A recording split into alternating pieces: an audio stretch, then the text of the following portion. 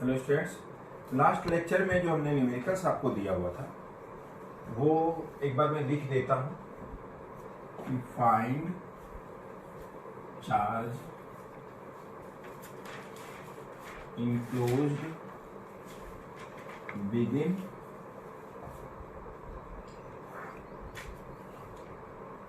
within a cube whose principal diagonal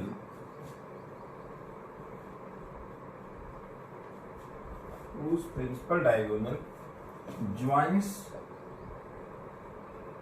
the points 0, 0, 0 to 5, 5, 5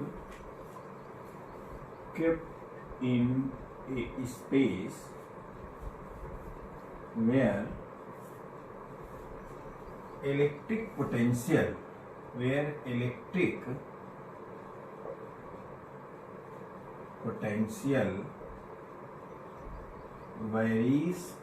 as where electric potential varies as V is equal to -3/2 x square और क्या था -3/2 x square -7y -11z और -11z।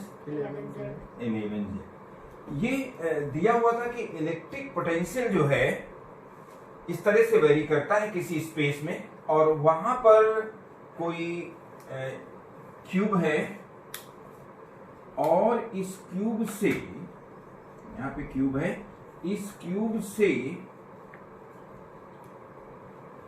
Cube में जो electric charge है enclosed, वो आपको निकालना है।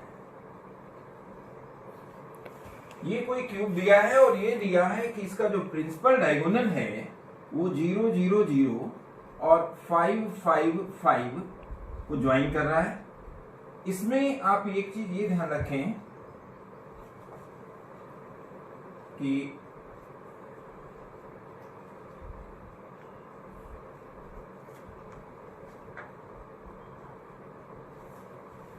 ये क्यूब है,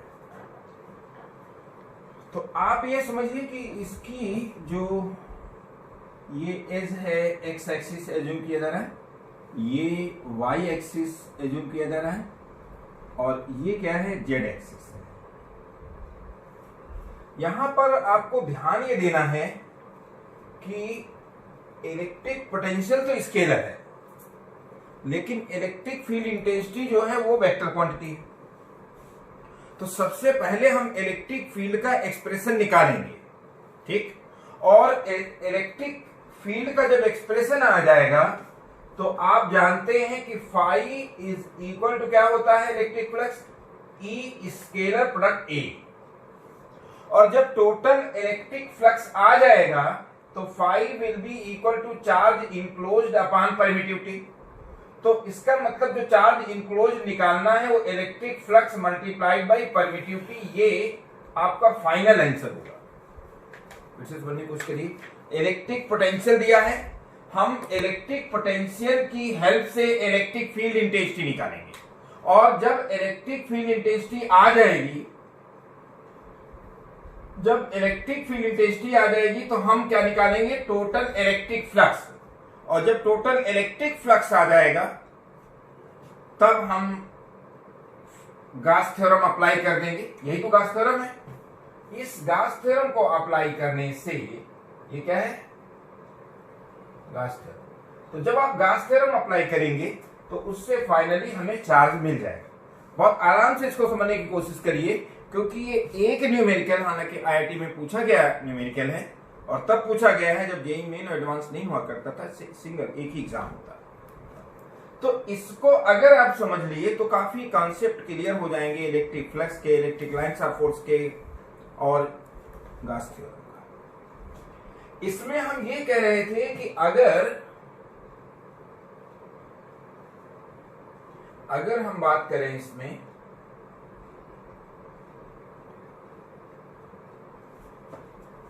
तो एक तो ये प्लेन जो होगा, जो मार्क कर रहे हैं, ये प्लेन है क्या, YZ प्लेन। क्या है, और YZ प्लेन का इक्वेशन होता है x इक्वल टू 0, क्योंकि YZ प्लेन के हर पॉइंट पर x कोऑर्डिनेट 0 होता है। YZ प्लेन के पैरेलल ये जो प्लेन है, इसका एज दिया है 5, तो या इसका इक्वेशन जो होगा क्या होगा, x इक्वल टू क्या, 5। ऐसे ही जो हम डॉटेड ये प्लेन बता रहे हैं, इस डॉटेड प्लेन का जो इक्वेशन होगा वो क्या होगा, ये है XY प्लेन। XY प्लेन का क्या होगा, Z इक्वल टू 0, क्योंकि इसके ये जो हमने लिया है, अब इसको मार्क भी कर दें, OA BC DE FG, क्या OABC, तो जो ये प्लेन है Z इक्वल टू 0, उसका इक्वेशन Z इक्वल टू 0 किसका है, EBCD, और X इक्वल टू 0 किसका है, GOCD, X इक्वल टू 0, और X इक्वल टू 5 किसका है, FABE इसका है। तो इसी तरह से जो प्लेन आ रहा है DEGF, इसका इक्वेशन क्या होगा, ये जो है XY प्लेन के पैरेलल है और इंटरसेक्ट है 5, तो इसका इक्वेशन हो जाएगा Z इक्वल टू 5। क्या हो जाएगा, तो इस तरह से इसमें जितने भी फेसेस हैं सभी का आप इक्वेशन निकाल सकते हैं, सभी का इक्वेशन निकल आएगा, और जब इक्वेशन निकल आ जाएगा तो उस पर XYZ की जो वैल्यूज है वो मालूम हो जाएंगी। हमको करना क्या है, फ्लक्स जो निकालना है E स्केलर प्रोडक्ट A, तो यहां अलग अलग निकाला जाएगा, हर फेस का फ्लक्स अलग अलग होगा।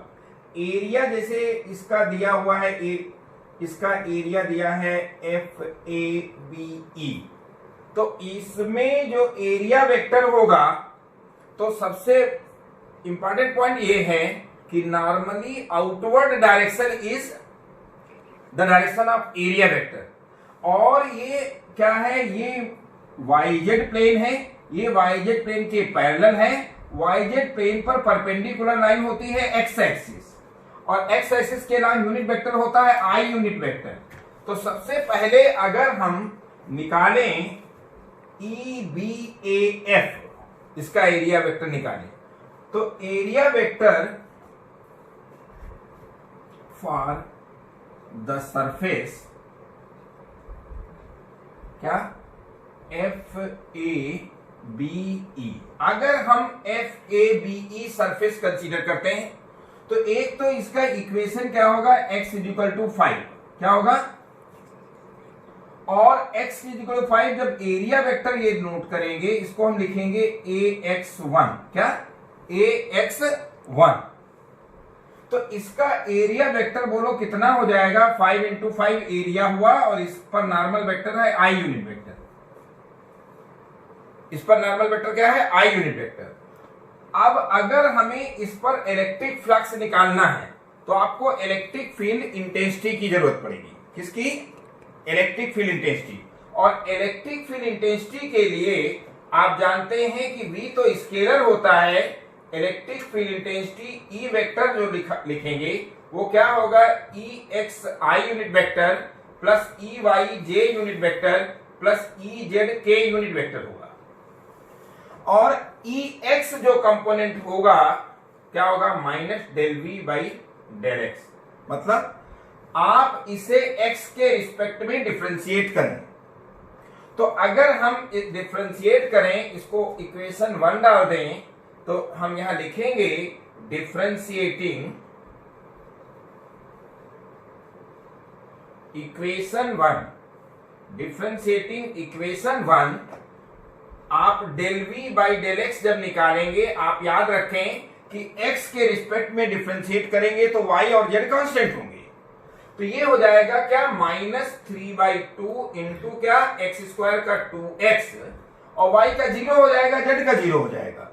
तो del V by del x at point क्या, एट पॉइंट 1,1,1 एट पॉइंट 1,1,1 ये हो जाएगा -3/2 इंटू 2 इंटू क्या 1, तो ये आ जाएगा क्या -3।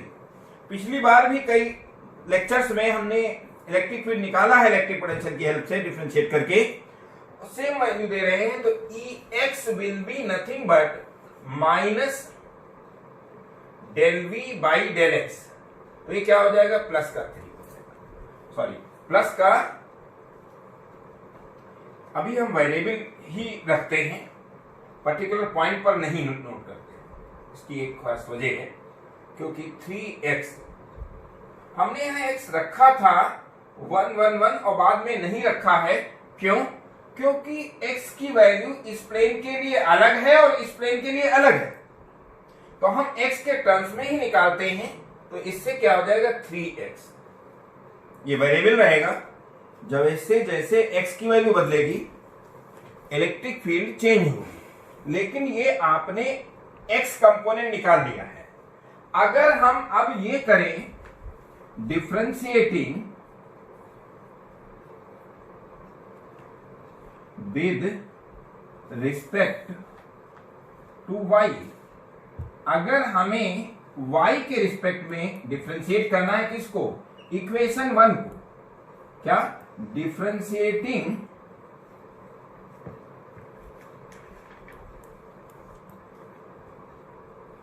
One with respect to y, अगर हम 1 को y के रिस्पेक्ट में डिफरेंशिएट करेंगे तो ∂V/ क्या हो जाएगा, ∂y आ जाएगा, क्या आ जाएगा ∂V/∂y आ जाएगा।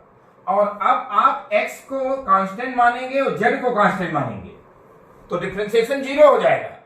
-7 इंटू y का डिफरेंशिएशन क्या हो जाएगा 1, तो इससे ∂V/∂y जो आया वो -7 आ गया, तो Ey will be nothing but -∂V/∂y, तो ये आ जाएगा क्या +7। तो आपको इलेक्ट्रिक फील्ड इंटेंसिटी का x कंपोनेंट Ex निकल आया है और Ey निकल आया है, ऐसे ही हम Ez निकालेंगे। Ez निकालने के लिए हमें 1 को डिफरेंशिएट करना पड़ेगा किसके, z के रिस्पेक्ट में, तो डिफरेंशिएटिंग क्या, differentiating z, differentiating z1 with respect to z। जब आप z के रिस्पेक्ट में डिफरेंशिएट करेंगे तो x और y को कांस्टेंट ट्रीट करेंगे, और ∂V/∂y जो होगा उसकी वैल्यू कितनी आएगी, x का 0 y का 0 -11 और z का डिफरेंशिएशन 1 हो जाएगा, तो इससे Ey will be nothing but -∂V, Ey will be nothing but -∂V/∂y, और ये हो जाएगा क्या +11। तो फाइनली यहां पर जो इलेक्ट्रिक फील्ड का एक्सप्रेशन आया, इलेक्ट्रिक फील्ड का एक्सप्रेशन यहां अगर आप सब्स्टिट्यूट करें तो आप देख सकते हैं क्या आएगा,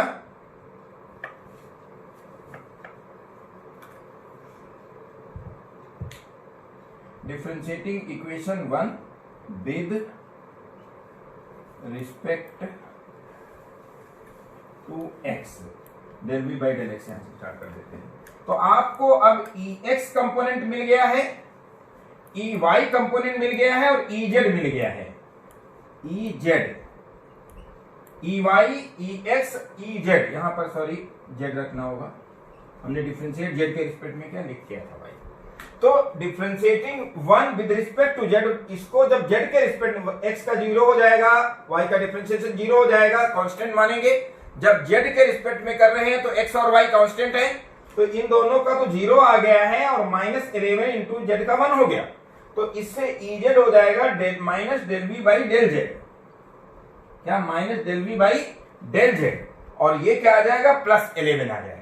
तो अब इलेक्ट्रिक फील्ड की अगर वैल्यू रखें तो electric field intensity will be nothing but 3xi unit vector plus 7j unit vector और प्लस 11k यूनिट वेक्टर। ध्यान रखिए इलेक्ट्रिक फील्ड चूंकि वेक्टर क्वांटिटी था तो इसमें ijk है, और इलेक्ट्रिक पोटेंशियल में ijk इसलिए नहीं है क्योंकि वो स्केलर है। हम यहां स्टार्टिंग से जो कर रहे थे क्या, अगर for the surface F A B जो लाइन जो हमने लिया है, सेट किया है, इस सरफेस की बात कर रहे हैं, तो आप बता सकते हैं इस पर एक्स की वैल्यू क्या है, एक्स की वैल्यू 5 है। तो इसके लिए इलेक्ट्रिक फील्ड का जो एक्सप्रेशन होगा E, बोलो क्या हो जाएगा, जो कि 3 इंटू एक्स है, और x की जगह अगर 5 रख दे i unit vector plus 7j unit vector plus 11k। देखिए x वेरिएबल था, लेकिन x इस जो प्लेन जिस फेस को हम कंसीडर कर रहे हैं उस पर जो है x की वैल्यू हर पॉइंट पर 5 है, क्योंकि उसका इक्वेशन है x इक्वल 5। तो जब ये रख देंगे तो E की वैल्यू ये आ गई। तो आप अगर 5x1 निकालना चाहें तो ये वैल्यू बोलो कितनी आ जाएगी, E scalar product AX1 vector. तो आपको इसका और इसका स्केलर प्रोडक्ट चाहिए, तो I डॉट I क्या हो जाएगा 1, और I dot J0, I dot K0। यहां पर मैं आपको बता दूं, हमारा जो वेक्टर का जो लेक्चर 3 है, लेक्चर 4 है, देख लीजिएगा कौन सा है, तो उसमें हमने I dot I, J dot J scalar product बहुत डिटेल में डिस्कस किया है, तो प्लीज गो थ्रू दैट। तो आप 11 की क्लास के लिए जो हमने वेक्टर का दिया हुआ है, तो आप उसमें ये देख लेना स्केलर प्रोडक्ट किस तरह से। I डॉट I तो 1 हो जाएगा, तो ये आ जाएगा क्या, 25 इंटू 15 आ जाएगा। I डॉट I 1 हुआ, I डॉट J 0 हुआ, I डॉट K 0 हुआ, लिखने की जरूरत नहीं। तो यहां पर जो इलेक्ट्रिक फ्लक्स 5x1 आया है वो कितना आ जाएगा, 375। कितना, 375।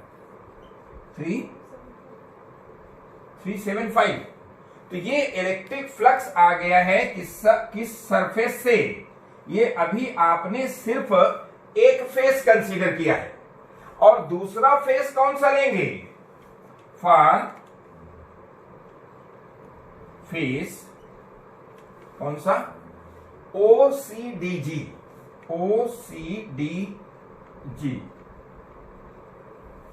यहां पर याद रखिएगा इसके हर पॉइंट पर x की वैल्यू क्या है, 0। तो x सब स्क्रिप्ट में x रख रहे हैं, और 2 इसलिए डाल रहे हैं कि दूसरी सरफेस है, और इसकी वैल्यू जब हम लेंगे तो क्या आएगा, 25 I यूनिट वेक्टर यहां माइनस होगा। क्यों माइनस होगा, क्योंकि एरिया वेक्टर हमेशा नॉर्मली आउटवर्ड होता है। अगर इस पर normal vector I unit vector था तो इस पर नॉर्मल वेक्टर क्या होगा, माइनस I यूनिट वेक्टर होगा। तो जब हम इस फेस के लिए OCDG फेस के लिए जब हम एरिया वेक्टर लिखेंगे तो क्या होगा, -25I। और फिर उसके बाद अगर हम E लिखें इस पॉइंट के लिए, तो E की वेक्टर क्या आएगा, यहां पर इस केस के लिए इस फेस पर x 0 है, इस फेस पर देखिए x क्या है, 0 है, इस फेस पर x 0 है, और जब यहां x 0 है तो x ये रखेंगे तो ये टर्म नहीं होगी, तो E वेक्टर क्या होगा, x कंपोनेंट तो 0 ही हो जा रहा है, तो 7j प्लस 11k हो जाएगा। और अब अगर 5x2 आप निकालें तो ये E स्केलर प्रोडक्ट AX2 हो जाएगा, और ये क्या आएगा, I तो है नहीं, I dot J0, I dot K0, ये फ्लक्स क्या आ जाएगा, 0 आएगा। यहां तक सभी को क्लियर हो गया है। जितना ज्यादा अच्छे से देखेंगे आगे जेईई मेन की प्रॉब्लम्स या नीट की प्रॉब्लम्स आपको बहुत इजीली आ जाएंगी, और जितना बड़ा हमने ये क्वेश्चन दिया है वो उतना बड़ा उसके लिए नहीं है जिसको आता है। अभी जब मैं ओरल बाद में डिस्कस करूंगा तो आपको लगेगा 1 सेकंड भी नहीं लगेगा इसके सोल्यूशन में। ये तो हम आपको एक्सप्लेन कर रहे हैं, हमें तो एक्सप्लेन करना है हर चीजों को, तो हम न्यूमेरिकल की हेल्प से चीजों को हम एक्सप्लेन करते हैं, इसलिए टाइम लग रहा है। आपको 1 सेकंड नहीं लगेगा इसका आंसर निकालने में। अभी उस डिस्कस करूंगा उस किस तरह से होगा। यहां आप अब देखिए कि जिस तरह से हमने ये 2 फेसेस डिस्कस किया है, तो अगर अब हम इस फेस की बात करें, क्या ये E अगर हम इस फेस की बात करें ई बी सी डी, तो इस पर नॉर्मल वेक्टर है वाई एक्सिस। क्यों?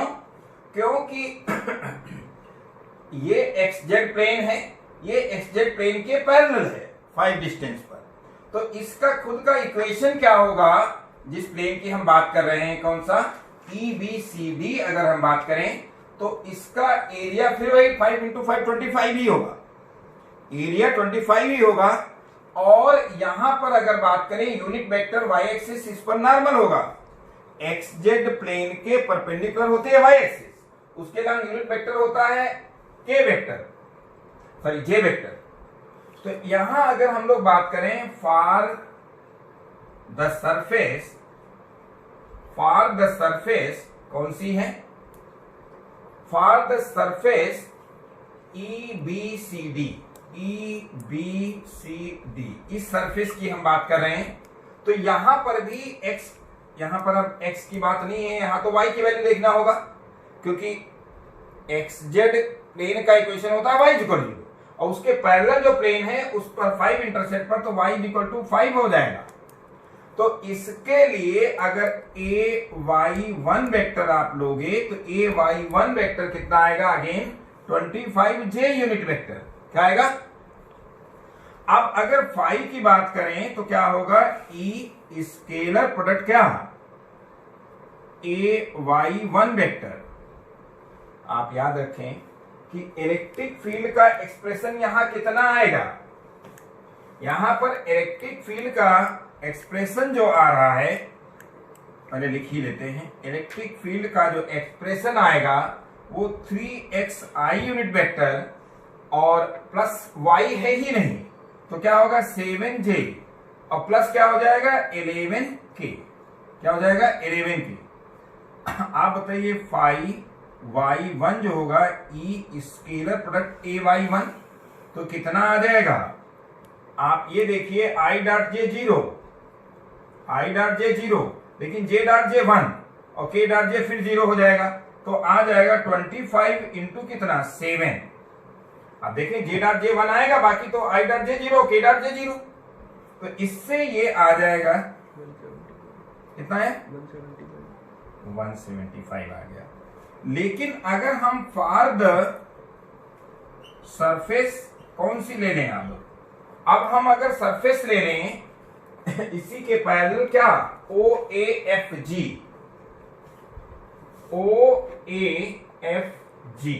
तो आप देख सकते हैं यहां पर जो y, इसका इक्वेशन होगा क्या, y इक्वल टू 0, और इसके लिए एरिया वेक्टर जो आएगा AY2, एरिया वेक्टर जो हम लिखेंगे, तो एरिया वेक्टर कितना होगा 25j, लेकिन अब ये क्या होगा, ये माइनस होगा। क्यों?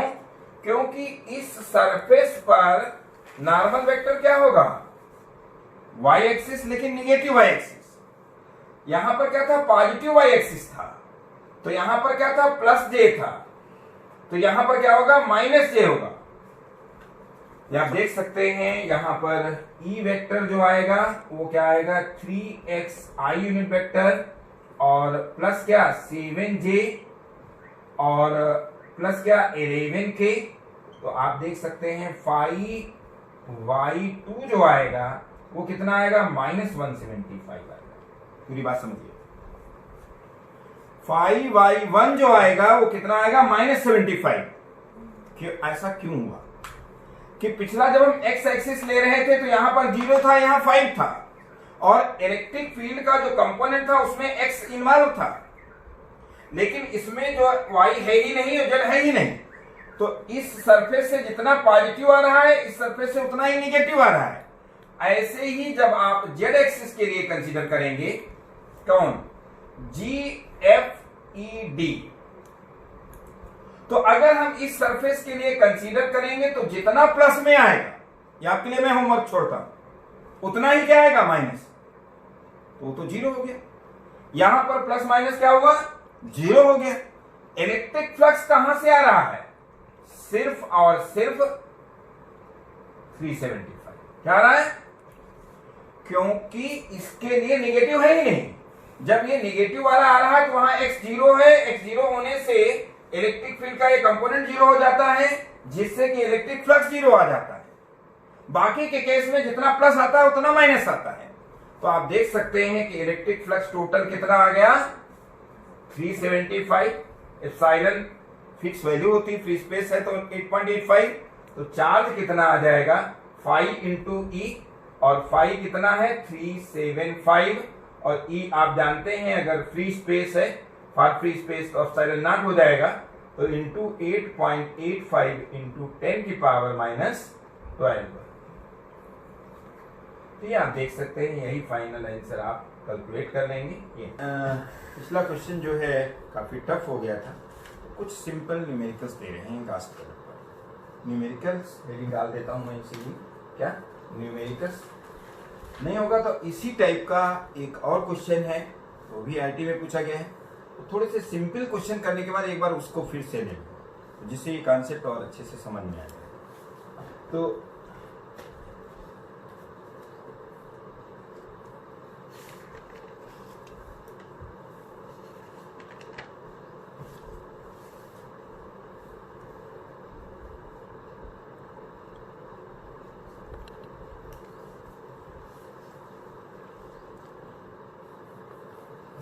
ये कुछ न्यूमेरिकल्स कर रहे हैं, गाउस थ्योरम पर बेस्ड होंगे। पहला है, इफ 8.85 इंटू 10 की power -6 coulomb charge is kept at a distance 5 centimeter, क्या if 8.8 into 10 power minus 6 coulomb charge is kept at a distance 5 centimeter from the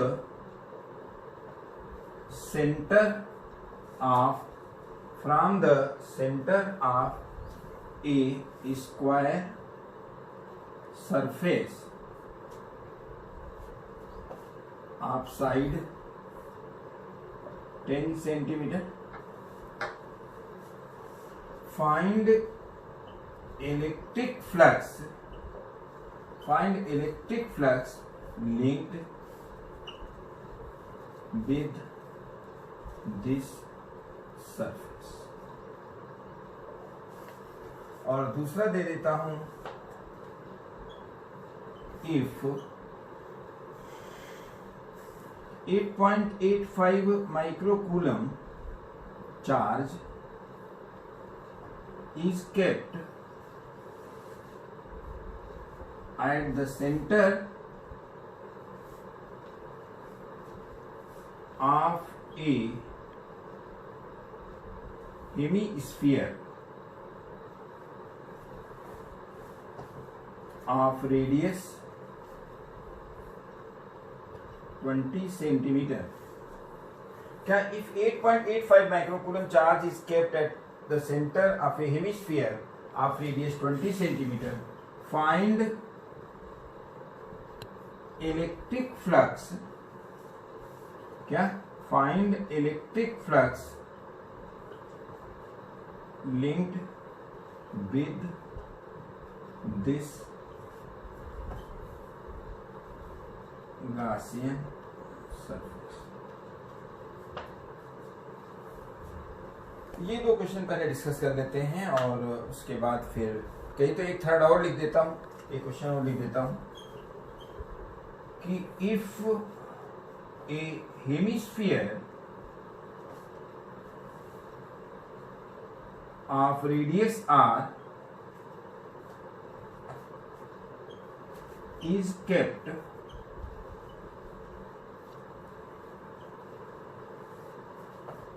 in a uniform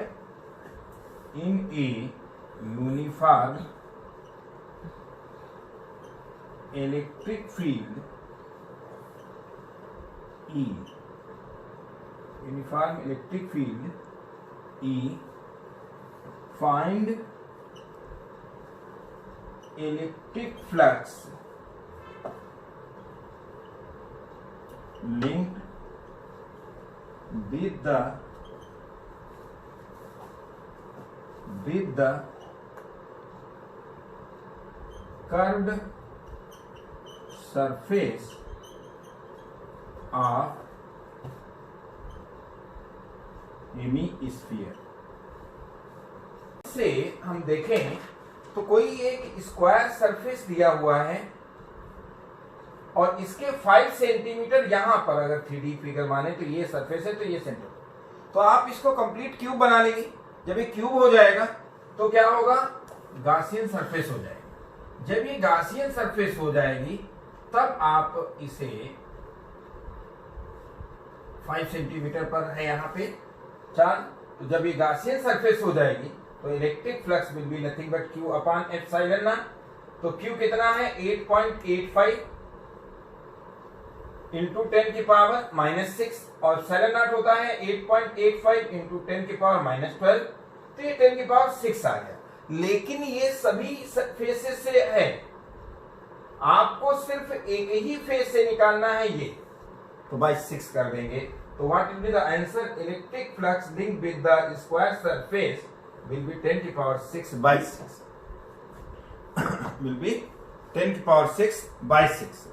और अगर हम बात करें इसकी सेकेंड क्वेश्चन की, ये तो फर्स्ट हो गया, तो फर्स्ट समझ में आ गया है सभी को। फिर से मैं एक बार बता दूं कि आपको इस तरह से एक स्क्वायर सरफेस दी हुई और इस स्क्वायर सरफेस के 5 सेंटीमीटर एबव, सेंटर से 5 सेंटीमीटर एबव, तो अगर हम 5 सेंटीमीटर का क्यूब एज्यूम करें जिसका कि ये एज है गिवन स्क्वायर सरफेस, तो उसके सेंटर पर आ जाएगा ये चार्ज 8.85 माइक्रोकूलम।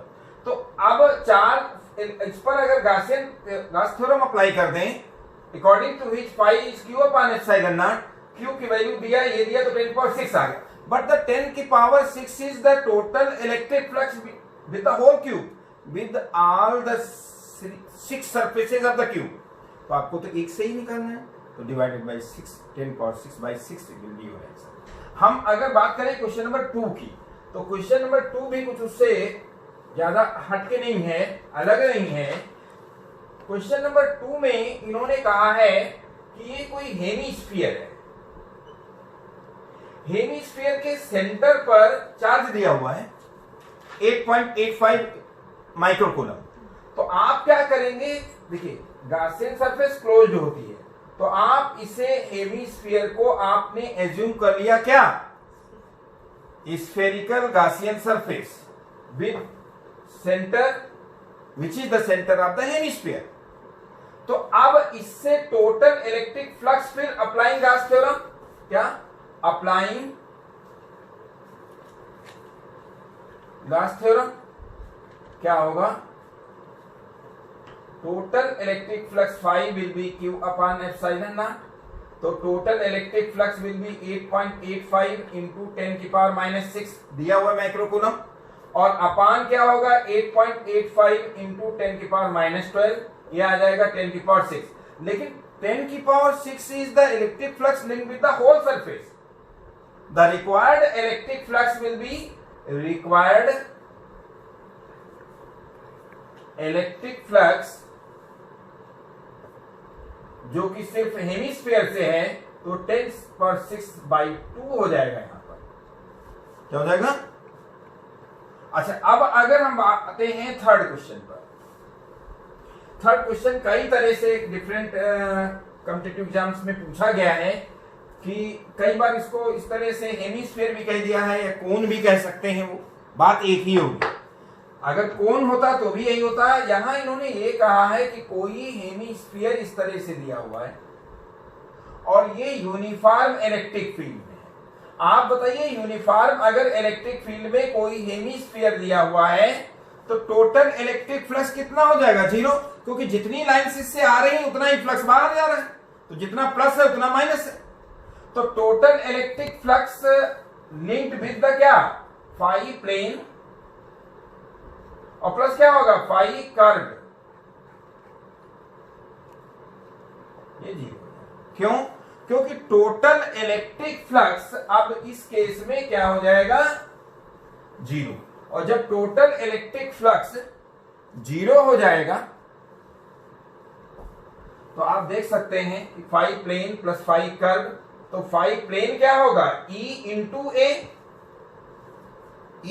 ए हो जाएगा, और प्लस यहां पर याद रखिएगा ये प्लेन सरफेस ये है, तो इस पर एरिया वेक्टर ये है, इलेक्ट्रिक फील्ड अपोजिट डायरेक्शन में है, तो ई स्केलर प्रोडक्ट ए और प्लस क्या फाई कर्व हमें निकालना है, दिस इज 0, तो ये क्या होगा ई ए cos 0 प्लस क्या फाई कर्व इज 0, तो ई कितना है दिया हुआ है, ये एरिया क्रॉस सेक्शन कितना होगा पाई आर स्क्वायर, cos 180 होगा, सॉरी। यहाँ एरिया वेक्टर और इलेक्ट्रिक फील्ड के बीच, ये इलेक्ट्रिक फील्ड की डायरेक्शन है, एरिया वेक्टर डायरेक्शन ये है, तो एरिया वेक्टर जब ट्रीट करते हैं तो नॉर्मली आउटवर्ड डायरेक्शन होगी, तो cos 180 -1 होता है, प्लस क्या हो जाएगा फाई कर्व इज 0, तो फाई जो कर्व्ड है वो E into pi r square हो जाएगा, ये आंसर।